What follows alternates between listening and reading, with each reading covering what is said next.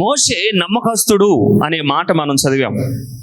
అయితే దేవుని ఇల్లంతటిలో మోషే నమ్మకంగా ఉండినట్టు ఈయన కూడా తన్ను నియమించిన వానికి నమ్మకంగా ఉన్నాడని చెప్పబడింది. ఈయన అనే మాటకు అర్థం నజరేయుడైన యేసు అని. ఈయన అనే మాటకు అర్థం పంపబడిన దేవుని కుమారుడు అని. దేని కొరకు పంపబడ్డాడు ఆయన అంటే సర్వమానవుల పాప పరిహారార్థమై ఆయన ఈ లోకానికి పంపబడిన పరిశుద్ధుడైన యేసు అని అర్థం. ఈ యేసు ప్రభువారి గురించి మనం చదివినటువంటి భాగాల్లో కిందకి వెళ్తే 4వ వచనం చదవండి. ప్రతి ఇల్లును ఎవడైనా ఒకరి చేత కట్టబడును. ఇప్పుడు ఇల్లు ఉందండి, మనం అందరం ఇక్కడ కూడుకున్నాం. ఇది ఎవరో ఒకరి చేత కట్టబడిన ఇల్లే కదండి. ఒక మేస్త్రి దీన్ని ఈ విషయంలో రెస్పాన్సిబిలిటీ తీసుకుని ఈ ఇల్లు నిర్మించిన మేస్త్రి కదా. ఇంటికంటే ఇంటిని అబ్బాయి ఏం అద్భుతంగా కట్టాడురా అంటారు కదా. ఏమంటారండి? ఇంటిని ఎంత అద్భుతంగా కట్టాడు. ఎవరికి ఎక్కువ ఘనత అంట? ఇంటికంటే ఇంటిని నిర్మించిన వాడికి ఎక్కువ ఘనత కలుగును కదా. ఇంటికి నమ్మకస్తుడుగా ఉన్నాడు మోషే. ఆ ఇంటిని కట్టిన యేసు మోషే కంటే ఎక్కువ ఘనతకి అర్హుడు కదా. అవునా కదా చెప్పండి? ఆ ఇంటికి కాపలాదారుడుగా లేక ఆ ఇంటికి పరిచారకుడుగా మోషే ఉన్నాడు. కానీ ఇల్లుని కట్టిన వాడికి ఎక్కువ ఘనత రావాలి. కానీ ఎందుకో మోషేకి వచ్చినంత ఘనత యూదులలో యేసు ప్రభుకు రానేలేదు. మోషేని గురించి మాట్లాడుతున్నాడని యోనా కంటే గొప్పవాడు మీ ఎదుట ఉన్నాడు, అబ్రహాము మీ తండ్రి అని మీరు చెప్తున్నారు కదా, అబ్రహాము కంటే ముందున్నవాడు మీ ఎదుట ఉన్నాడని ప్రభువారు చెబుతున్నప్పుడు వాళ్ళు రాళ్ళ తీసి ఆయన కొట్టబోయారు. అంటే ప్రభువుని వారు గొప్పవారని ఒప్పుకోవట్లేదు. వాళ్ళు ఏం చేయట్లేదండి యూదులు? యేసు ప్రభువు గొప్పవాడని వారు ఒప్పుకోవట్లేదు.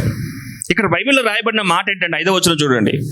ముందు చెప్పబోవు సంగతులకు సాక్షార్థముగా మోషే పరిచారకుడై ఉండి దేవుని ఇల్లంతటిలో నమ్మకముగా ఉండెను. అయితే క్రీస్తు కుమారుడై ఉండి ఆయన ఇంటి మీద నమ్మకముగా ఉన్నాడు. అయితే క్రీస్తు కుమారుడై ఉండి ఎలా ఉన్నాడండి? నమ్మకంగా ఉన్నాడు. ఈ నమ్మకస్తుడైనటువంటి యేసు ప్రభువారి గురించి ఒక మాట ఇలా రాయబడి ఉంది. మోషే కంటే యేసు ప్రభువారికి ఏం రావాలి?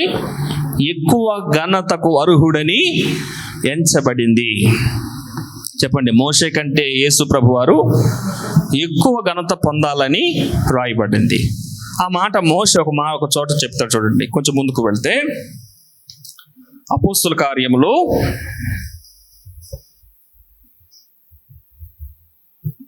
3వ అధ్యాయము 22వ వచనంలో ఇలా రాయబడి ఉంది. మోషే ఇట్లనేను, ప్రభు అయిన దేవుడు నా వంటి ఒక ప్రవక్తను మీ సహోదరుల నుండి మీ కొరకు పుట్టించును. చూడండి ఏమంటున్నాడు? నా వంటి ఒక ప్రవక్తను మీ సహోదరుల నుండి మీ కొరకు పుట్టించును. ఆయన మీతో ఏమి చెప్పినను అన్ని విషయములలో మీరు ఆయన మాట వినాలని మోషే చెప్తున్నాడు. జాగ్రత్తగా వినాలి మీరు. పోయిన వారం ఏ మోషే గురించి అయితే ధ్యానం చేసామో, గొప్పవాడని చెప్పుకున్నామో, ఏ మోషే గురించి అయితే నమ్మకస్తుడని చెప్పుకున్నామో, ఆ మోషే యేసు ప్రభు వారి గురించి ప్రవచిస్తూ ఒక ప్రవచనాత్మకంగా రాయబడిన మాటలేవి. అయితే మోషే ఎక్కడ చెప్పాడు అంటే ద్వితీయోపదేశ కాండంలో ఉంటుంది. ఒకసారి చూడండి. ద్వితీయోపదేశ కాండము 18వ అధ్యాయము 18, 19 వచనాలు మీరు గమనిస్తే త్వరగా చూడాలి. ద్వితీయోపదేశ కాండము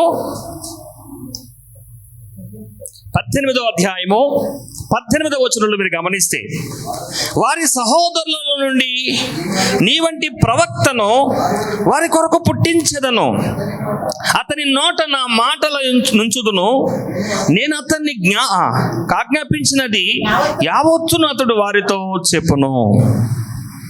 అతడు నా నామమున చెప్పు నా మాటలను వినని వారిని దాన్ని గూర్చి విచారణ చేసేస్తాను. అందుకే క్రీస్తు యేసునందున్న వారికి ఏ శిక్ష విధియు లేదు. పేతురు అంటాడు, మేమెక్కడికి వెళ్తాం ప్రభువా? నీవు నిత్య జీవపు మాటలు గలవాడవి. అంటే అర్థం ఏంటి? దేవుని మాటలు వస్తాయి నీ నోట్లో నుంచి. నువ్వు మాట్లాడితే మా జీవితాల్లో ఒక మార్పు అనేది మేము చూడగలుగుతున్నాం. ప్రభువా, నీ మాటలు నిత్య జీవపు మాటలు. ఎందుకంటే అవి దేవుని మాటలు. ఆయన అంటాడు, నా అంతటా నేను మాట్లాడుట లేదు అంటాడు.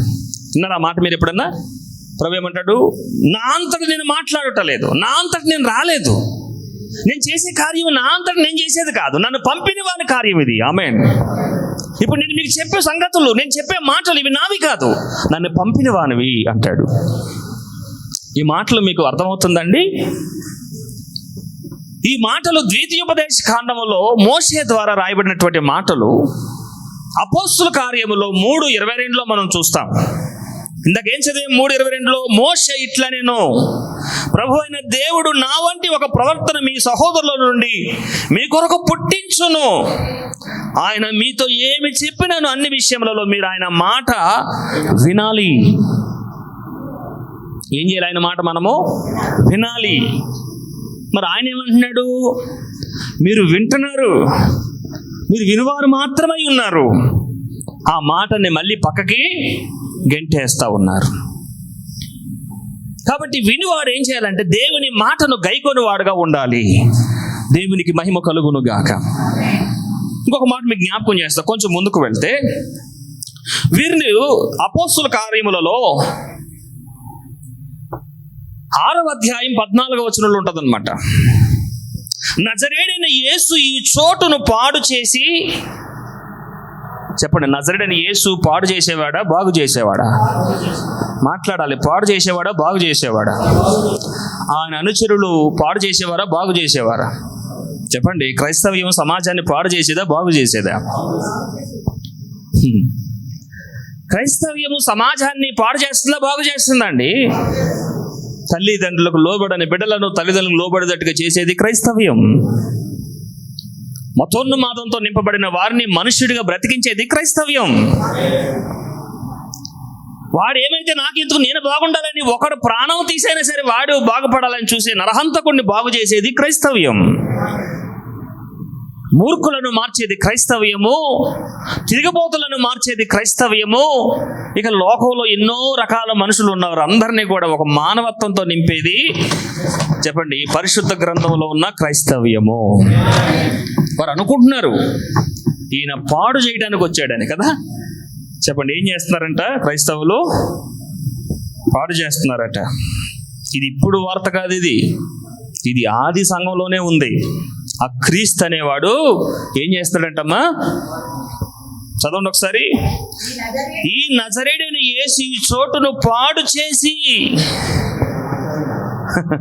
ఏం పాడు చేశాడు ఆయన? 2000 పందుల్ని పాడు చేశాడు. ఎన్ని పందులు అంటే వాళ్ళకి మనిషి జీవితం కంటే పందులు ఇంపార్టెంట్ అయిన అనమాట.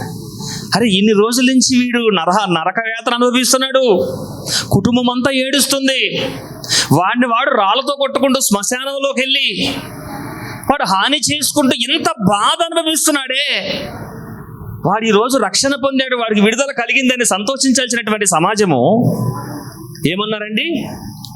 నువ్వు వచ్చి మమ్మల్ని పాడు చేస్తున్నావు, మా ప్రాంతాన్ని వదిలిపెట్టి పొమ్మన్నారు ఆయనను. చెప్పండి, ఆయన పాడు చేసాడా బాగు చేసాడమ్మా? ఓ రకంగా పాడు చేశాడు ఆయన వాళ్ళ దృష్టిలో. ఏం పాడు చేశాడు? పందులను. నేను చక్కగా వారానికి పందిని కోసుకుని పోగులు వేసుకుని వాటాలు వేసుకుని, అరే నీకు 6 ముక్క, నాకు తోలు మొక్క, ఇదిగో నీకు ఆ ముక్క ఈ ముక్క అని పంచుకుని తింటుంటే ఒక్కసారిగా 200 పందులు తీసేది వచ్చేవారు ఏం కోసుకోవాలి? వారికి చాలా కోపం వచ్చింది. కొన్నిసార్లు తిండి విషయంలో ఉన్నంత శ్రద్ధ మనకి దేవుని విషయంలో ఉండదు. వారికి ఆ భౌతిక విషయాల మీద దృష్టి పెట్టారు కాబట్టి పరమను చూసిన దేవుణ్ణి గుర్తుపట్టలేకపోయారు వాళ్ళు. ఈ చోటును పాడు చేస్తున్నాడు ఈయన. ఎవరు? ఆయన పేరేంటి మళ్ళీ? నజరేయుడైన యేసు ఈ చోటును పాడు చేస్తున్నాడు, మన నియమ నిబంధనలు పాడు చేస్తున్నాడు. ఆయనకి ఘనత లేకపోగా అపరిమితమైన అవమానము ఎదురయ్యింది. ఆయన ఏమన్నా కారులో వెళ్ళాడండి ఆ చోటుకి? కాలినడకన వెళ్ళాడా? పాదయాత్ర చేస్తున్నారు కదా ఈరోజు. పాదయాత్ర చేసుకుంటూ ఒక ఆత్మను రక్షించడానికి ప్రభువు వెళ్తే ఆయనకి సన్మానం రావాలి లెక్క అయితే, ఘనత రావాలి, ఆయనను పొగడాలి, ఆరాధించాలి లెక్క అయితే. కానీ ఆయనకి ఊహించలేని రీతిలో అవమానం ఎదురైంది. ఎందుకంటే దేవుడి కంటే కూడా వాళ్ళ ఆచారం ఎక్కువైపోయింది అన్నమాట. చెప్పండి, దేవుడి కంటే కూడా ఏం ఎక్కువైంది? ఆచారం ఎక్కువైపోయింది. చదవండి ఒకసారి మళ్ళా మాట. ఈ నజరేయుడైన యేసు ఈ చోటును పాడు చేసి మోషే మనకిచ్చిన ఆచారములను మార్చునని. అంటే ఇప్పుడు వీళ్ళకి ఏది గొప్ప? చెప్పండి, పేరు గొప్ప, ఊరు దిబ్బ. పేరే క్రైస్తవ్యము. నెక్స్ట్ ఏంటి చెప్పండి? పేరే క్రైస్తవ్యం. అందుకే ఏసనగా వస్తావు, రే నీ పేరన్నా మార్చుకొని బతుకన్నా మార్చుకొని వాడు ఆర్ఆర్కే ముత్తుకారు అనుకుంటారు.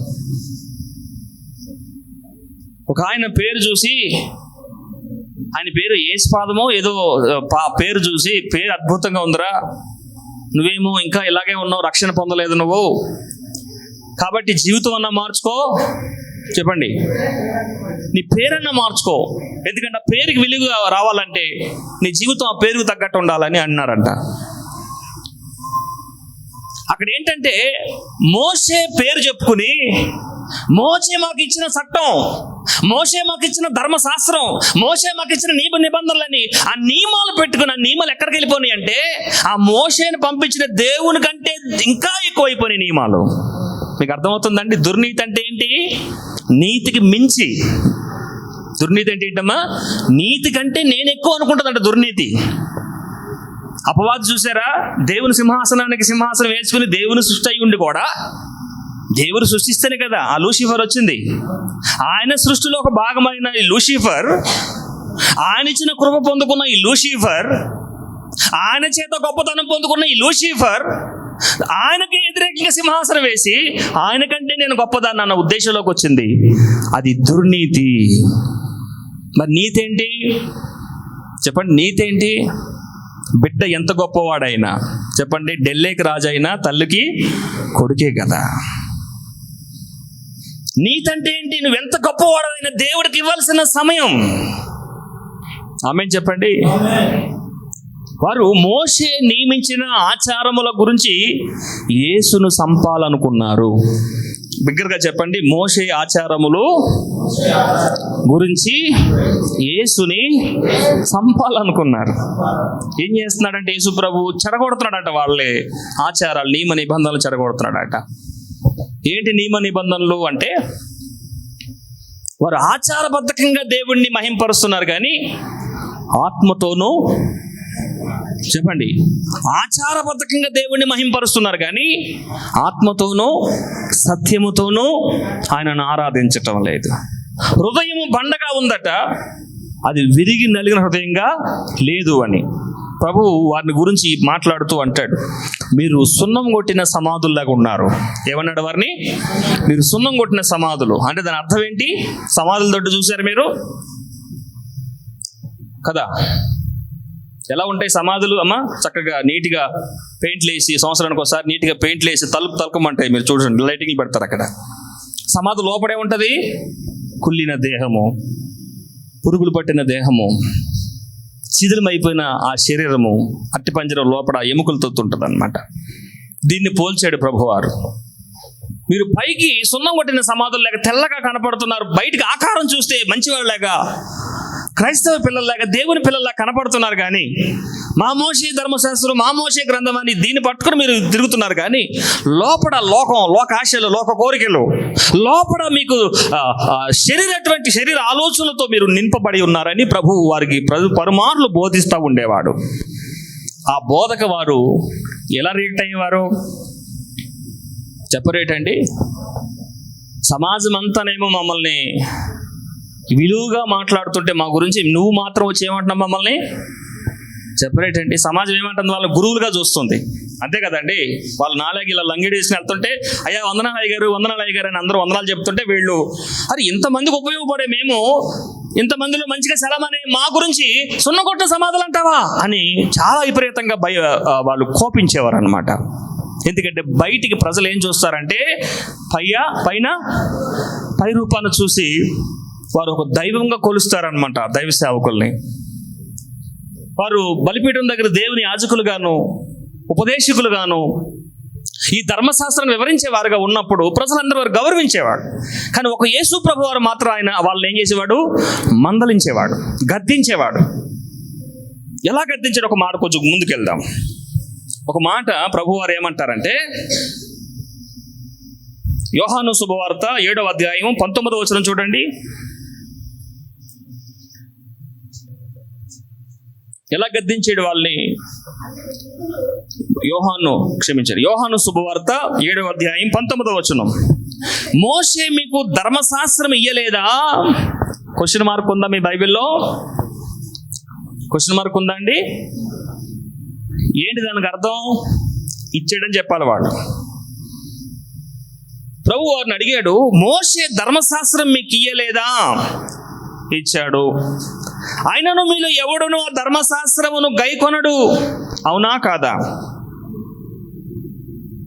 ధర్మశాస్త్రం ఇచ్చినప్పుడు ధర్మశాస్త్రాన్ని ఏం చేయాలి? కానీ వీళ్ళు ఏం చేస్తున్నారు? వారికి అవసరమైన ఆ క్రిస్మస్, ఆ పండగల ఆచారాలు, ఈ భౌతిక మనుషులు కనపడే కొన్ని మాత్రం హైలైట్ చేసి దేవుడు చెప్పిన నీతిని మాత్రం సమాధి చేశారు. ఆమేన్. అంటే వారికి ఉపయోగపడే మాత్రం ముందు పెట్టుకుని దేవునికి మహిమ తెచ్చే మాత్రం సమాధి చేసేసినటువంటి పరిస్థితులు అన్నమాట.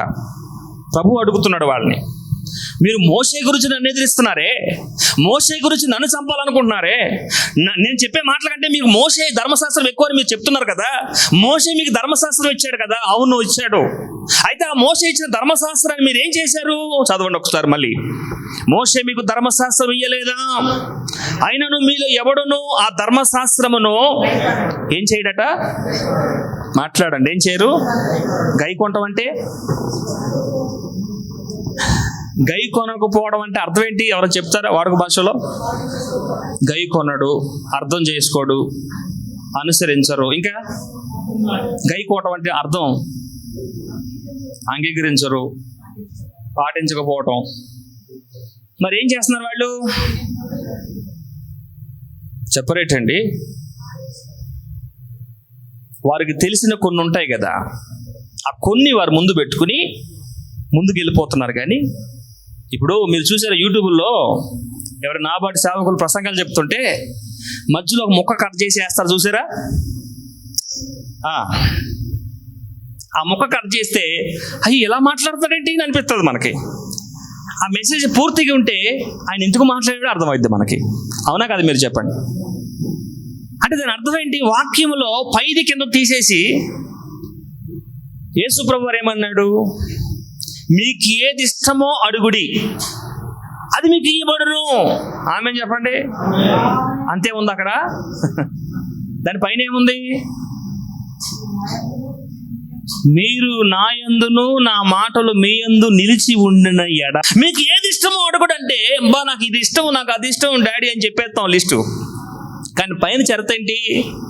నా యందు మీరును మీలో నా మాటలు ఏం చేయాలి? నిలిచి ఉండాలి. అప్పుడు మీకు ఏది ఇష్టమో అడుగుడి, మీకు ఇయ్యబడను అన్నాడు. అలా అన్నమాట. వీళ్ళు ఏం చేస్తున్నారంటే ఆ న్యాయ విధులను ఆ కొంచెం ముక్కే తీసుకుని, మనకి ఫోన్లో కూడా వస్తాయి కదా వాక్యాలు, మీరు వాగ్దానాలు పంపిస్తాం కదమ్మా. చూడుము నా అరచేతిలో నేను చెక్కుకొని ఉన్నాను, మెట్టెలు తత్తరెళ్ళినాను, చెప్పండి, పర్వతములో తొలగిపోయినను నా కృప నేను విడిచిపోదని వాగ్దానాలు ఉంటాయి కదండి. ఆ ముక్కల వరకే కట్ చేసుకుని తృప్తి పడే జనం అన్నమాట వాళ్ళు. కానీ ఆ అధ్యాయం అంతట్లో ఏం చెప్తుంది? దేవుని న్యాయం ఎలా ఉంది, దేవుని చట్టం ఎలా ఉంది, దేవుని నీతి ఏంటి, దేవుని కట్టడ ఏంటి, దేవుని న్యాయ విధులు ఏంటి అనేది వారు గైకొని వారు కారట. ప్రభు అన్నాడు, ఇది నేను చెప్పట్లేదు, మేము శాస్త్రులము, మేము పరిసయ్యులము అని చెప్పుకుని తిరిగే వారికి దేవుడు చెప్తున్నాడు. ఏం చెప్తున్నాడు? మోషే మీకు ధర్మశాస్త్రం ఇయ్యలేదా? ఇచ్చాడు. అయితే మోషే ధర్మశాస్త్రాన్ని మీరు గైకుంటున్నారా? ఏం చెప్పాడు మోషే? ఇందాక మీరు చదివారు కదమ్మా అపోస్తుల కార్యములో 3:22 ఏం చెప్పాడు మోషే?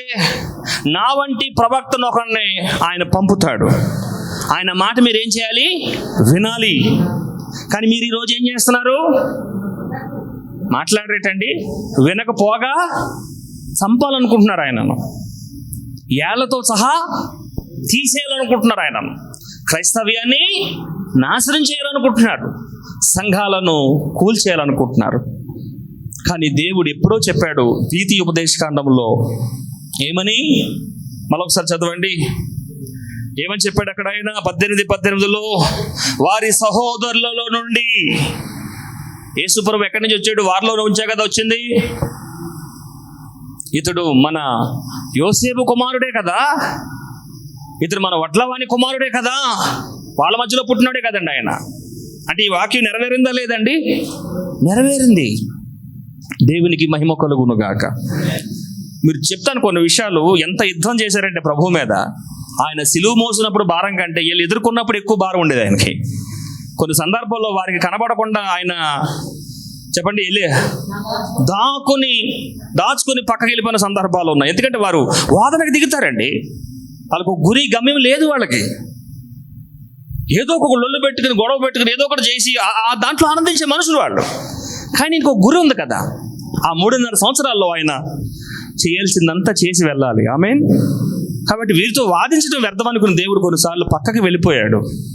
పక్కకి వెళ్ళిపోవడం అంటే అది చేతకంతనం కాదు. దేవుని ప్రణాళిక, దేవుని చిత్తమును నెరవేరాలంటే క్రీస్తు వారిని ఓర్చుకోవాల్సిన అవసరం ఉంది. ఆమేన్ చెప్పండి.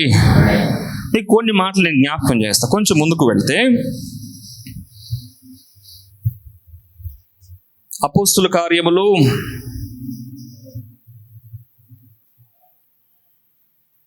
3వ అధ్యాయము 26వ వచనాన్ని చదువుకుందాం. కొంచెం మనసు పెడితే మీకు అర్థమవుతుందండి. కొంచెం మీకు ఇది తీయగా అనిపించదు. ఇది ఒక ఉపదేశ క్రమంలో మనం వెళ్తున్నాం కాబట్టి కొంచెం మీరు శ్రద్ధగా వెతికితేనే మీకు అర్థమవుతుంది. అపోస్తుల కార్యములు 3వ అధ్యాయము 26వ వచనాన్ని చదువుకుందాం. దేవుడు తన సేవకుణ్ణి పుట్టించి మీలో ప్రతి వాని దుష్టత్వము నుండి మళ్లించుట వలన మిమ్మును ఆశీర్వదించుటకు ఆయన మొదట మీ యొద్దకు పంపేనని చెప్పాను. ఏ యేసునైతే చంపాలనుకుంటున్నారో ఆ యేసు వారిని ఆశీర్వదించడానికి వచ్చిన వాడు. చెప్పండి గట్టిగా. ఏ క్రైస్తవ్యాన్ని అయితే చంపాలనుకుంటుందో లోకము, ఆ క్రైస్తవ్యాన్ని దేవుడు ఎందుకు పెట్టాడు? లోకానికి ఆశీర్వాదకరంగా పెట్టాడు. ఉదయమే లేచి చేతులెత్తి దేశ క్షేమం కొరకు వేడుకునేది ఎవరండి? చెప్పరేటండి. రేయి మొదటి జామున లేచి వారింటి గురించి కంటే కూడా దేశ నాయకులు మొదలుకొని ఇంటి పక్కన ఉన్న వారి వరకు చేతులెత్తి ప్రార్థన చేసేది ఎవరు? క్రిస్టియన్స్. ఇంకా చెప్పాలంటే ఉపవాసాలుండి కూడా ప్రార్థన చేసే క్రైస్తవ్యం. ఇది క్రీస్తు మనకు నేర్పిన చట్టం, నీతి, మనకు అలవాటు చేసిన ఆయన గుణం, ఆయన మనసుది. ఎందుకు ఒకరి గురించి మనం కన్నీళ్లు కార్చి ప్రార్థన చేయాలి? అది ప్రభు మనసు. దేవుడు మనకు నేర్పిన గుణం అది. ఆ క్రీస్తుని లోకం ఏం చేయాలనుకుంది? చంపాలనుకుందండి. ఇక్కడ ఏం రాయబడి ఉంది? దేవుడు తన సేవకుని పుట్టించి మీలో ప్రతి వానిని దేని నుంచి విడిపించాలి? దుష్టత్వము నుండి మళ్లించుట వలన. అందరూ బిగ్గరగా చెప్పండి, దుష్టత్వము నుండి.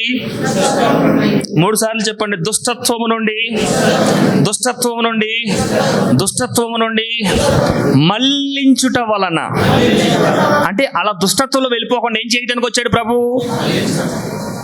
నా కృప నీకు తోడుగా ఉంటుందంటే నువ్వు దుష్టత్వంలో సాగితే కాదు కృప. నువ్వు దుష్టత్వం నుండి ఏం చేయాలి? మళ్లించబడాలి. అలా దుష్టత్వం నుంచి మళ్లించబడటం వలన నీకు ఆశీర్వాదము. చెప్పండి, ఆశీర్వాదం అంటే ఏంటి? దుష్టత్వం నుండి మళ్లించబడుటయే, పాపపు చెరల నుండి విడిపించబడుటయే, పాపపు ఊబులో నుండి పైకెత్తబడుటయే, అపవాది చెరల నుండి విడుదల పొందుటయే. చెప్పండి, దేవుని ఆశీర్వాదము.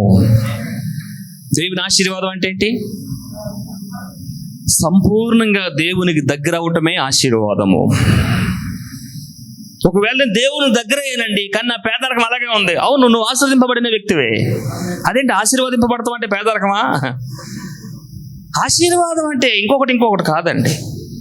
ఆశీర్వాదం అంటే దేవునికి ఎంత సమీపంగా ఉంటావో అంత ఆశీర్వదింపబడిన వాడు నువ్వు. అవునన్న వారు చేయి చూపించండి. నిజమా కాదా? దీనికి మరొక మాట ఏమైనా ఉందా? ప్రభు చెప్పారు, నా యందున్నవాడు ఏమి నూతన సృష్టి. క్రీస్తు యేసునందున్న వారికి శిక్షా విధి లేదు, అది ఆశీర్వాదం. క్రీస్తు యేసునందు వారు లేని వారికి ఏంటి పరిస్థితి? వారి పేరు జీవగ్రంథంలో లేదు. యేసు ప్రభు వారు ఒక మాట అంటారు తన శిష్యులతో.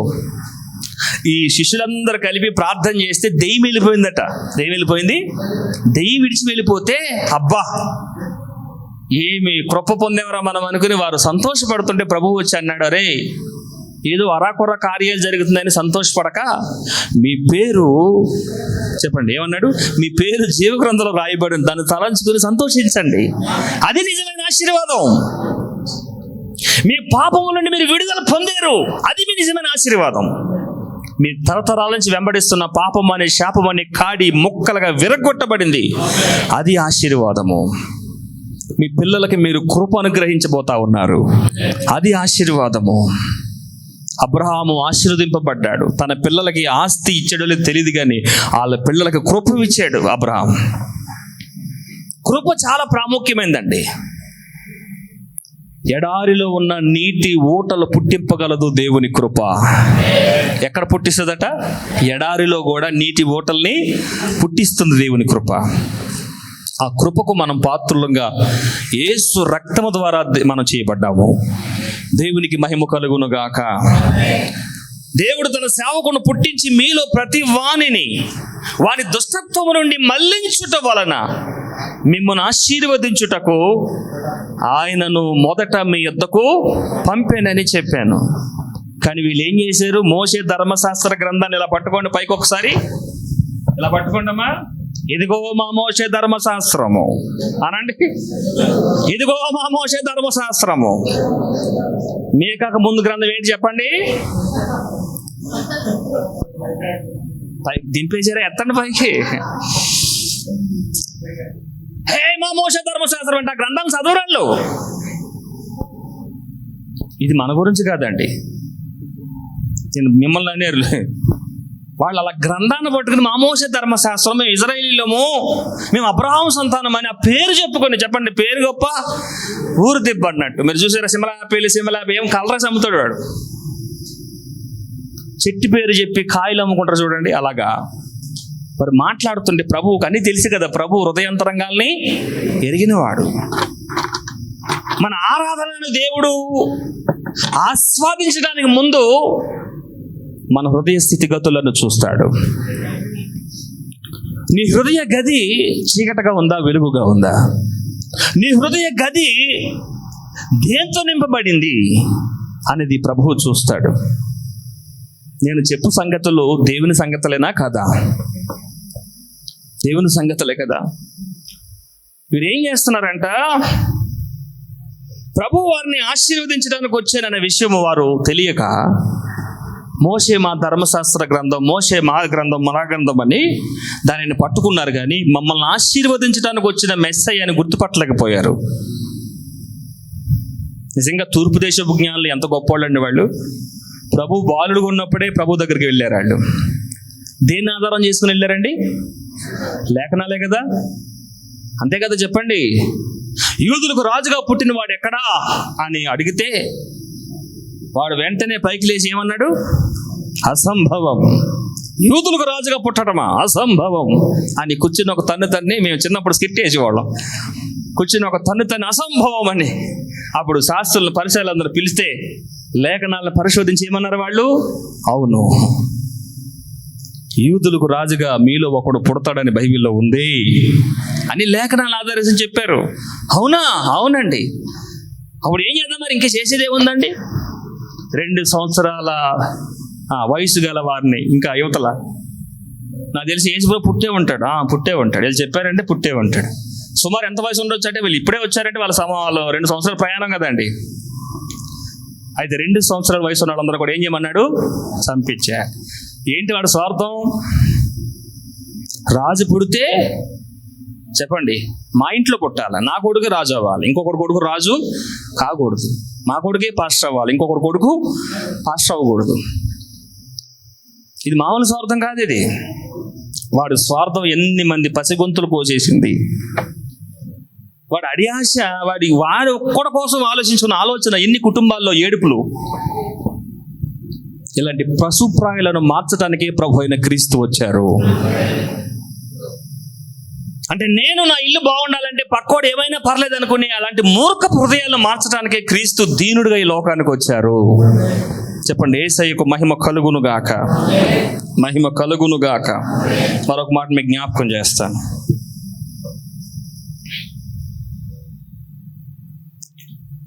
యోహాను శుభవార్త 5వ అధ్యాయము 45వ వచనం, 45, 46, 47 అందరూ బిగ్గరగా చదవండి.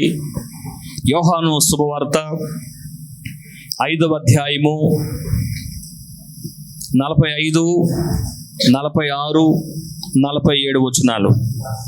మీరు ఆశ్రయించుచున్న మోషే మీ మీద నేరం మోపును, అతడు నన్ను గూర్చి వ్రాసేను గనుక మీరు మోషేను నమ్మినట్టయినా నన్ను నమ్ముదురు. మీరు అతన్ని లేఖనములను నమ్మిన యెడల నా మాటలు ఎలాగో నమ్ముదురు అని. ఏంటంటే ఏమి నమ్మారు ఆయన? మీరు అతని లేఖనములను నమ్మని యెడల నా మాటలు ఎలాగ నమ్ముదురు అని. నేను అంటే ఇంతకీ మోషే మోషే అన్నారు కానీ మోషే మాటలు కూడా వీళ్ళు నమ్మలేదు. దేవునికి మహిమ కలుగును గాక. మోషే మాటలు కూడా వారు నమ్మలేదు పూర్తిగా. ఒక మాట చెప్పుకుందామండి, అదే మోషేని ఇజ్రాయేల్ ఏం చేశారండి? ఎన్ని నిమిషాలు పెట్టారు? మోషే అనలేదా? మా మోషే మా నాయకుడు అనేటట్టు ఈ జనంగా మేము ఒకప్పుడు మోషేని ఏమన్నది?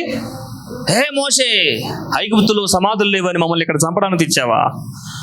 ఐగుప్తులో ఉన్నప్పుడు కనీసం వారానికి ఒకసారి నాన్ వెజ్ దొరికేది, మాకు మాంసం లేదే, సరైన ఉల్లిపాయ లేదు, ఏంటి మా బ్రతుకులని వారు ఐకిక విచారాలతో మోషే మీద ఎన్నిసార్లు తిరగబడలేదు? మోషే ఎన్నిసార్లు అనలేదు ఆ మాట, వీరు నేను కన్నానా అని మోషే ఎన్నిసార్లు బాధపడలేదు? మీరు చూడండి, ఎప్పుడైనా సరే మనిషి బ్రతుకున్నప్పుడు లేని విలువ మనిషి చనిపోయే కొత్త చూసారా?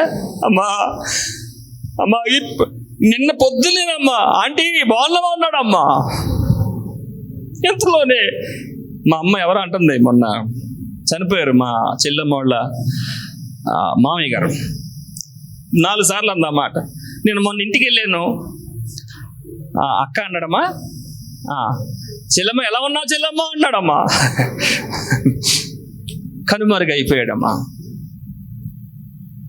ఆ సానుభూతి బతుకున్నప్పుడు చూపిస్తే, అమ్మ గురించి కాదు మళ్ళీ లేని పని కూడా మీరు దెబ్బలాడి పెట్టారు. ఆ సానుభూతి బతుకున్నప్పుడు చూపిస్తే ఎంత సంతోషంగా ఉంటారండి వాళ్ళు. ఎందుకో కొన్నిసార్లు మనుషుని పట్టించుకోరు, వాళ్ళు చనిపోయాక చుట్టూ మూగి ఏదో దీనత్వం కనపరుస్తూ, అంటే ఏడతం తప్పని కాదు, ఒకడు మరణ దినము కంటే ఏమండి, ఒకడు జన్మదినము కంటే మరణ దినము శ్రేష్టమే. మోషే బ్రతుకున్నప్పుడు, మోషే నాయకుడు ఉన్నప్పుడు హింస పెట్టిన వీళ్ళే ఇప్పుడు యేసు ప్రభు కంటే ఈ మోషే గొప్పవాడని సాటిస్తున్నారు. అది మాట ప్రభు అంటున్నాడు. మీరు మోషేని ఎంత వ్యతిరేకించారు? మోషే మాటకు మీరు సమ్మతించారా? మోషేని మీరు ఎదిరించలేదా? మోషేకు లోబడిన వారైన వీళ్ళు ఇలా మాట్లాడుతున్నప్పుడు ప్రభు అంటాడు, ఒకసారి మాట చదవండి.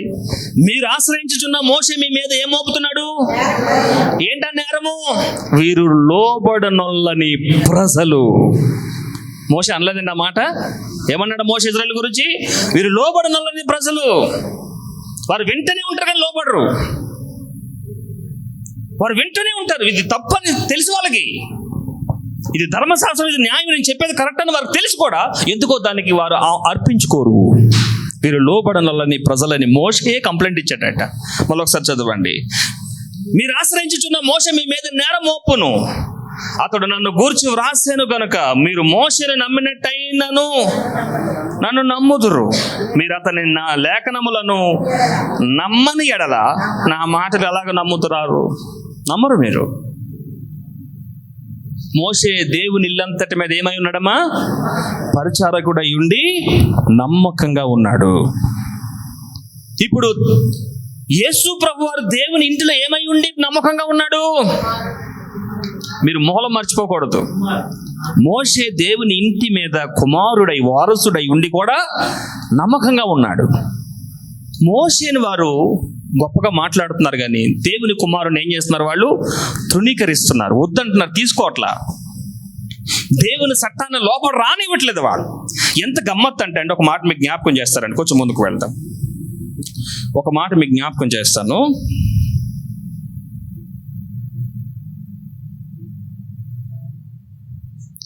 యోహాను శుభవార్త 9వ అధ్యాయము 28లో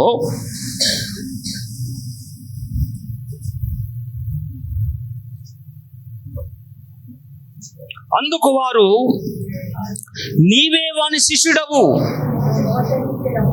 నిజం చెప్పండి, వీళ్ళు మోసే శిష్యులా? చెప్పరేటండి.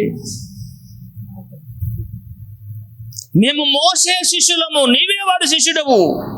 ఇంతగా వ్యక్తి ఎవరో చెప్పనా అండి? ఇంటికి వెళ్ళాక ఈ గ్రంథం మొత్తం చదవండి. అమ్మ, ఎంతమంది నా మాటలు వింటున్నారు? చేయి చూపిస్తారా? వింటున్నారా? నా మాట అర్థమవుతుందా మీకు? మీకు మేలు కలుగును గాక. ఒక్కసారి మీరు శ్రద్ధగా వినండి. మళ్ళొకసారి మాట చదవండి. 9:28. అందుకు వారు, నీవే వాని శిష్యుడవు, మేము మోసే శిష్యులము అన్నారు. ఎందుకు ఈ మాట అనాల్సి వచ్చిందో మీకు చెప్తాను ఇప్పుడు. యేసు ప్రభువారు, అందరు నా వైపు చూడండి. యేసు ప్రభువారు ఒక మార్గం గుండా వెళ్తున్నప్పుడు గుడ్డివాడు కనపడ్డాడు. ఎవరండి? గుడ్డివాడు కనపడ్డాడు. కొద్దిగా ఇంట్రెస్ట్గా వినండి, బాగుంటుంది కథ. గుడ్డివాడు కనపడితే శిష్యులు అతను చూసి, ప్రభువా, ఈ గుడ్డివాడు ఏం పాపం చేసి గుడ్డివాడు అయ్యాడు అని అడిగారు. అని ఇంకొకడు అన్నాడు, ప్రభువా, అసలు వీడు చేసిన పాపాన్ని బట్టి గుడ్డోడు అయ్యాడా, లేక వీడు తల్లిదండ్రులు చేసిన పాపాన్ని బట్టి వీడు పుట్టుగుడ్డివాడు అయ్యాడా అని అడిగారు. అప్పుడు ప్రభు అన్నాడు, వాడు చేసిన పాపాలను బట్టి గుడ్డోడు కాలేదు, వాడు తల్లిదండ్రులు చేసిన పాపాలను బట్టి గుడ్డోడు కాలేదు, ఇది దేవుని క్రియలు ప్రచురపరచబడటానికై వాడు గుడ్డోడు అయ్యాడు అన్నాడు. అని ప్రభువు వాడిని స్వస్థపరుస్తాడు. ఎలా స్వస్థపరుస్తాడు? ఉమ్మేసి, ఆ ఉమ్మేసిన గడ బురద చేసి, ఆ దుమ్ముని బురదగా చేసి వాడి కళ్ళకి రాసి, నువ్వు వెళ్ళి కోనేట్లోకి వెళ్ళి కడుక్కో, నీకు స్వస్థత కలుగుతుంది అని చెప్పాడు. ఇదంతా మీకు మొదటి వచనాల్లో కనపడుతుంది. అయ్యా, నేను గుడ్డోడు కదా, కోనేటి దగ్గరికి ఎలా వెళ్తాను ప్రభువా? నీ 12 మంది శిష్యులు ఉన్నారు కదా నీ చుట్టూ, వాళ్ళు ఇద్దరిని పంపించు అన్నాడా అండి? అది మనమైతే మాట్లాడరే. ఏసన్న గారు ఒక ఆవిడ ఫోన్ చేసి, పాస్టర్ గారు నాకు చాలా ఇబ్బందులు ఉన్నాయి, నా కోసం 3 రోజులు ఉపవాసం ఉండి ప్రార్థన చేయన్నదట. గుడ్డోడు ఎలా వెళ్తాడండి కోనేటి దగ్గరికి? మీరు చెప్పండి. అసలు ఒకడు 38 సంవత్సరాల నుంచి కోనేటి దగ్గర పడున్నాడు పాపం. వాడి దగ్గరకు వచ్చి యేసుప్రభు అడిగాడు, ఎందుకు ఎక్కడ ఉన్నావు నువ్వు అంటే, వండక ఏం చేస్తున్నాయా, నేను దూకే లోపు ఇంకొకటి వచ్చి దూకేస్తున్నాడు, ఎవడన్నా వచ్చి నన్ను అందులో పడేస్తాడంటే ఎవడ పడేస్తా, ఆడికి వచ్చింది అందరూ రోగులే. మీరు గవర్నమెంట్ హాస్పిటల్, గాంధీ హాస్పిటల్కి వెళ్ళి చూడండి, ఎవడెవడ సాయం చేస్తారు, అక్కడ అందరూ రోగులే కదా. ఆ కోనేటి దగ్గరకు వచ్చింది అవసరాలు తీర్చుకోవడానికి. ఇంకొకటికి అవసరం ఇస్తాడండి, వాడిని గిన్నె ఈడి గిన్నె ఎత్తాడు, కానీ వాడు నీ గిన్నె నింపుకోతాడు అని అంటాడా? ఎవడండు? ఈ గుడ్డోడి విశ్వాసం చూడండి. గుడ్డోడి దగ్గర మామూలుడు కాదు, మీకు గుర్తుపెట్టుకోండి. కిందకి వెళ్ళే కొద్ది చాలా బాగుంటుంది. ఈ గుడ్డివాడు దేవుణ్ణి ఒక్క మాట ప్రశ్న అడగల. గుర్తుపెట్టి, నాకు ఎంత బాగా అనిపించిందో చదువుతున్నప్పుడు. ఉమ్మేసి ఆ బురద రాస్తే కూడా ఏమి ఇబ్బందిగా ఫీల్ అవ్వలేదు. వాడి కళ్ళకి, అంటే ప్రభు ఇలా చేతులు ఎడితే కూడా స్వస్థత అయిపోద్ది, అవుతుందా చెప్పండి? ఎందుకో కొన్నిసార్లు ఆయన ధర్మం మనకు అర్థం కాదు. ఆయన దుమ్ము రాసి, దుమ్ముని మట్టి చేసి, మట్టి వాడి కళ్ళకి రాసి, కోనేటి దగ్గరికి వెళ్ళి కడుక్కోరంటే, వీడు కళ్ళు లేని గుడ్డోడు, కొంతమంది కళ్ళున్న గుడ్డోళ్ళు ఉన్నారు చుట్టూ, వాళ్ళ కళ్ళు తెరవ చేయడానికి దేవుడు చేసేయడం ఒకవేళ మనకు తెలియదు. మొత్తానికి వాడు మరో మాట మాట్లాడకుండా కోనేటి దగ్గరికి వెళ్ళి కడుక్కున్నాడు అండి. అర్థమవుతుందమ్మా? దాన్ని ఏమంటారు? విధేయత. ఈయన ఏమి చెప్పాడో అది మీరు చెయ్యాలని మోషే ఆల్రెడీ ద్వితీయోపదేశ కాండంలో చెప్పాడు. గుడ్డోడు చేసాడు ఆ వాక్యం. అర్థమవుతుందా? ఇంకొకడు ఉన్నాడు, మరీ పరాక్రమ కలిగినటువంటి వాడు. కత్తి పెట్టాడంటే అవతలోడు ఎంత అటువంటి వాడైనా సరే పీకలు తగాల్సిందే. పరాక్రమ కలిగినటువంటి, చెప్పండి అతని పేరేంటి? నయమాన్. కానీ అంత బలం ఉన్న నయమానికి ఏముంది? కుష్ఠరోగం ఉంది. ఆయన కూడా అంతే, మామూలుడు కాదు. ఆయన రాగానే వీడిని వెళ్ళి ముందు నదిలో 7 మార్లు ములగమన్నాడు. అంటే ఈయన ఎక్స్పెక్ట్ చేసాడంటే, నేను వెళ్ళగానే రథం మీద వెళ్ళాను కాబట్టి, గొప్పవాడిని కాబట్టి, నాకు శోభ మీద కూర్చోబెట్టి కాళ్ళ కానించి తలదాకా నూనె రాసి ప్రార్థన చేస్తాను అనుకున్నాడు ఈ గాడిద. కానీ ఆడికి వెళ్ళాడు ప్రభు. అతను ఏం చెప్పాడంటే, ఆయన ఇంట్లో కూడా రానియకుండా అటు నుంచి అట్టే నువ్వు వెళ్ళి 7 మార్లు ములగమంటే వాడికి వచ్చింది చూడ కోపం. కొంతమంది అంటారు, అది చింత చచ్చినా పులుపు సాగుతుంటారు చూడండి. ఇది చెప్పినప్పుడల్లా గుర్తొస్తుంది నాకు ఒక పదం. సికింద్రాబాద్ బస్ స్టాప్, మన ఉప్పల బస్ స్టాప్లో చూసాను ఆ సంఘటన నేను. 2 కాళ్ళే ఒక వ్యక్తికి, ఓన్లీ తొడదాకా లేదు కాలు. ఒక పీట మీద కూర్చోబెట్టి భార్య పాపం గెంటుకుంటూ వెళ్తుంటే ఆడు కోపం చూడండి. ఆడు ఇటు తిప్పమన్నాడు పాప, మామే వద్దు అటు వద్దు, అది ఇల్లే వెళ్దామంటుంది ఆమె. ఆ నోరు మూసుకోవచ్చు కదా, అటు వెళ్దాం అని చెప్పేసి వాడు ఆమెను అంటుంటే ఒకవేళ వదిలేసి వెళ్ళిపోతాడు. పరిస్థితి చెప్పండి.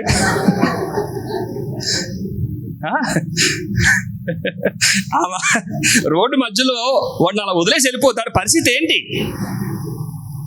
అది చెప్పాడు అన్నమాట. రథం మీద ఉన్న ఒక పక్కనే పనిచేస్తున్నటువంటి అయ్యా, అతడు నిన్ను వెండి బంగారం అడిగితే నువ్వు ఇచ్చేవాడు కదా, అతను నీ దగ్గర వెండి బంగారం అడగలేదు, నదిలోకి వెళ్ళి 7 మార్లు ములగమన్నాడు. ఏమో ఆ పరమార్థం ఏంటో మనకేం తెలుసు? కొంచెం తగ్గించుకుంటే ఏం పోయింది? సమస్య నీది కదా. చెప్పండి, సమస్య ఎవరిది? నాది కదా. నా పేరు పెట్టబడిన నా జనులు తమను తాను తగ్గించుకుని నా ఎద్దకు వస్తే నేను స్వస్థపరుస్తానని దేవుడు చెప్పాడు. చూడండి, వాళ్ళు తెలియకుండానే వాక్యాలు చెప్పారు. వాళ్ళు నేను స్వస్థపడతానని దేవుడు చెప్పాడు కదా. కొంచెం అంటే వాడు కొంచెం కోపం చల్లార్చుకుని, అవునులేరా మందే కదా సమస్య అని, కుష్ఠరోగం ఎక్కడ గోకుతే అక్కడ పుండ్లు కింద వచ్చేస్తుంది. అప్పుడు తగ్గించుకుని వెళ్ళాడు. బైబిల్ ఏముందండి? పసి పిల్లవాని దేహం వలె ఆడు 7 మార్లు ములగగా పసిపిల్లవాని దేహం వల్ల అయిపోతే ఆ సంతోషం పట్లకి వెళ్ళిపోయాడు. ఇక బస్తాలు వేసుకుని ఏలిషాని ఎత్తుక్కుంటూ కోపంగా వచ్చినవాడు ఇప్పుడు సంతోషంగా లోపలిపోయాడు. అది మనిషి హృదయం. పెట్టినప్పుడు పెట్టినట్టు అది అనమాట. ఇక బస్తాలు వేసుకుని వెళ్ళిపోయేటప్పటికి ఏలిషా అన్నాడు, రే బాబు నాకు వద్దు, అది నాకు వద్దు అని వద్దన్నాడు. అప్పుడు వెనక్కి వెళ్ళిపోతుంటే సంగతి మీకు ఆల్రెడీ తెలుసు. ఇక్కడికి ఎందుకు వచ్చాం మనం అంటే, వాడి కళ్ళకు కూడా దేవుడు మట్టి రాసి కోనేరు దగ్గరికి వెళ్ళి కడుక్కోమన్నాడు. అతడు ఏమీ తొందరపడకుండా నిదానంగా వెతుక్కుంటూ వెళ్ళాడో, ఎవరి సహాయాన్ని తీసుకున్నాడో మనకు తెలియదు. వెళ్ళాడు, కడుక్కున్నాడు, అతనికి కళ్ళు తెరవబడ్డాయి. ఇప్పుడు స్టార్ట్ అయింది అసలు స్టోరీ. అతను కళ్ళు తెరవబడిన తర్వాత అతడు వచ్చి కనపరుచుకుంటున్నాడు, చూస్తున్నాడు, వచ్చాడు సమాజంలోకి. అరే వీడు ఆ మెట్లు కాడ కూర్చుని అడుక్కునే గుడ్డివాడు కదా అని గుర్తుపెట్టారు కొంతమంది. అవును, ఆ గుడ్డివాడే. అరే సరిగ్గా చూడ, వాడే వీడు కదా అని. వాడేనండి. ఒకసారి వాళ్ళ అమ్మ నాన్నని పిలిపించి, అయ్యా ఇతను మీ కొడుకేనా? అవునయ్యా మా కొడుకే. ఇతడు ఆ మందిరం దగ్గర ఒక చోట కూర్చుని అడుక్కునే బిచ్చగాడు కదా, గుడ్డోడు కదా, ఇతను కళ్ళు ఎలా తెరవబడ్డాయి? అప్పుడు వాళ్ళ అమ్మ నాన్న అన్నారు, వాడు వయసు వచ్చినవాడు. ఏమొచ్చినవాడు? పెద్దోడు అయ్యాడండి. మీరు ఏది మాట్లాడితే వాళ్ళకి అర్థమవుతుంది. నన్నెందుకు మీరు అడుగుతున్నారు? ఒకసారి వాడిని అడగండి మీరంటే వాడిని పిలిపించి అడిగారు. ఏం చేశారు? వాడిని పిలిపించి అడిగారు. అడిగితే వాడేమన్నాడంటే, అయ్యా ఎవరో ఒక ఆయన నాకు బురద రాసి నాకు చెప్పారు, నా కళ్ళు తెరవబడ్డాయి అని చెప్తాడు. అరే ఎలాగ జరుగుతుంది అని మళ్ళీ ఆశ్చర్యపోయి వాడిని మళ్ళీ 2వ సారి అడుగుతున్నాడు. అలా గుచ్చి అడుగుతున్నప్పుడు అంటాడన్నమాట ఈ మాట. ఇప్పుడు చదవండి ఆ మాట. ఏమంటాడు? కొంచెం పైకి వెళ్ళండి 27 చదవండి అమ్మా. ఎన్నో వచ్చినమ్మా అది? 27. వాడు, ఇందాక మీతో చెప్పి తిని గాని మీరు వినకపోతిరి, మీరెందుకు మరలా వినకోరుచున్నారు? మీరును ఆయన శిష్యులకుటకు కోరుచున్నారా? చూసారా, గుడ్డోడే కానీ మామూలుడే ఇతను. ఎంత చక్కగా మాట్లాడుతున్నాడండి. మనకి ఎవడన్నా వచ్చి ప్రశ్నలు అడిగారంటే గత కొనుక్కుపోతాం. అసలు భయం లేదు అడిగి. కొన్నిసార్లు చూడు, ఎవడన్నా వచ్చి ఎవరన్నా ప్రశ్నలు వేసారు అనుకోండి, అసలు మనం నమ్మే దేవుడు నిజమైన దేవుడైనా మనకే డౌట్ అవుతుంది అనమాట. అలా చాలా మంది క్రైస్తవులు మళ్ళీ అవిశ్వాసాలుగా మారిపోయిన చరిత్ర చాలా మందికి ఉంది. వాడు ఎన్ని ప్రశ్నలైనా అడగండి, వాడు చెప్పేది ఒకటే, నేను ఆయన ద్వారా చూపు నొందాను. ఎంత వాదించారండి ఆయనను. ఆ మొదట శిష్యులు అడిగారు కదా గుడ్డివాడు గురించి, ఆ మొదట వచ్చిన ఒకసారి చదవండి మీరు, 9 మొదటి నుంచి చదవండి. దేవుని ఇల్లంతటిలో, క్షమించండి అది కాదు, 9 మొదటి నుంచి. ఆయన మార్గమును పోవచ్చుండగా బోధకుడా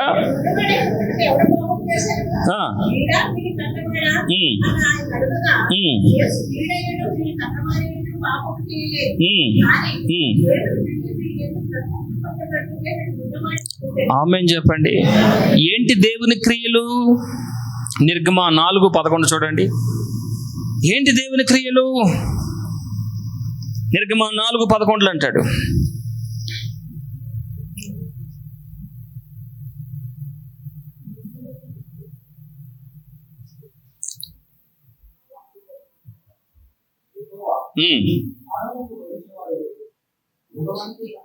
గట్టిగా యెహోవా మానవులకు నోటిని ఇచ్చిన వారు ఎవరు? మోగవాణ్ణే గాని, చెవిటివాణ్ణే గాని, దృష్టి గలవాణ్ణే గాని, గుడ్డివారినే గాని పుట్టించిన వాడెవడు? యెహోవానైనా నేనే కదా. ఆమేన్ చెప్పండి. శిష్యులు ఏమడిగారు? ఎవరి వల్ల గుడ్డుడయ్యాడు ప్రభు అంటే దేవుడు అంటున్నాడు నేనే. ఒకరిని పేదవాడిగా కలగజేసింది నేనే, ఒకరిని ధనవంతుని చేసింది నేనే, ఒకరిని బలవంతుని చేసింది నేనే, ఇంకొకరిని బలహీనం చేసింది కూడా నేనే. అందరూ బలవంతులైతే లోకం ఉంటుందండి? కత్తులెట్టి నరుక్కోవడమే ఉంటుంది. అంతేనా కదా చెప్పండి. అందరూ ధనవంతులైతే ఎవరింట్లో ఎవడు పని చేస్తాడు? మాట్లాడరే. అమెరికాలో బాత్రూమ్ కడగడానికి కూడా కార్లో వస్తాడు, తెలుసా మీకు? అక్కడ సపరేట్ యూనిఫామ్ ఉంటుంది అంటే అమెరికా లాంటి గొప్ప దేశాల్లో కూడా పేదోళ్ళు ఉన్నారు. ఎవరు సృష్టించారు? పేదలాజరు చనిపోయేదాకా పేదలాజరే. ప్రభు ఎంత ప్రార్థన చేస్తున్నాను కదా, నా బ్రతికి ఎప్పుడు మారుతుంది అని అడగలేదు పేదలాజరు. ఆల్రెడీ ఆయన బ్రతికి ఎప్పుడో మారింది. యేసు ప్రభుని ఎప్పుడైతే రక్షకుడు ఒప్పుకున్నాడో అప్పుడే మారిపోయింది ఆయన బ్రతుకు. అప్పుడే దీవెన నొందినవాడు, అప్పుడే ఆశీర్వదింపబడినవాడు. ఆశీర్వాదం అంటే డబ్బు కాదు, ఆశీర్వాదం అంటే దేవుని సన్నిధి, దేవుని ఆత్మ నడిపింపు, దేవుని కృప పొందటం, దేవుని సముఖంలో గడపటం ఆశీర్వాదం. దేవుని జీవ గ్రంథంలో మన పేరు ఉండటం ఆశీర్వాదం. దేవునికి మహిమ కలుగునుగాక. కీర్తనకారుడు దావీదు రచించినటువంటి 146వ కీర్తన 8వ వచనాల్లో ఉంటుంది అనమాట. త్వరగా తీయాలి. 146వ కీర్తన 8వ వచనంలో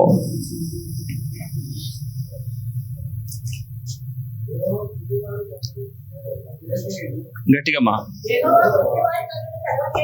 యెహోవా గుడ్డివాడిని చేశాడు కరెక్టే, ఆ గుడ్డివాడు కన్నులు కూడా తెరవగలిగిన వాడు యెహోవాయే. అక్కడ ఏమన్నాడు? దృష్టి గలవాడిని గుడ్డివాడిని కూడా కలగజేసింది నేనే అన్నాడు కదండి. ఇప్పుడు ఎవరైతే గుడ్డివాడి ఉంది, ఎవరైతే పేద స్థితిలో ఉన్నారో వారిని తిరిగి ఆ పేద స్థితి నుంచి విడిపించే పవర్ కూడా దేవుని దగ్గర ఉంది. కాబట్టి ఈ జీవితకాలం ఎప్పుడు ఒకేలాగా ఉండాలని దేవుడు సృష్టించడు. దేవుడు కార్యాలు జరిగిస్తాడు. ఆమేన్. నీ నిందను కొట్టేస్తాడు, నీ పేదరికాన్ని తీస్తాడు, నీ తృణీకారాన్ని దేవుడు తొలగించి నీకు పూదండ, దేవుడు ఘనతను మహిమని ఇస్తాడు. దేవునికి మహిమ కలుగును గాక.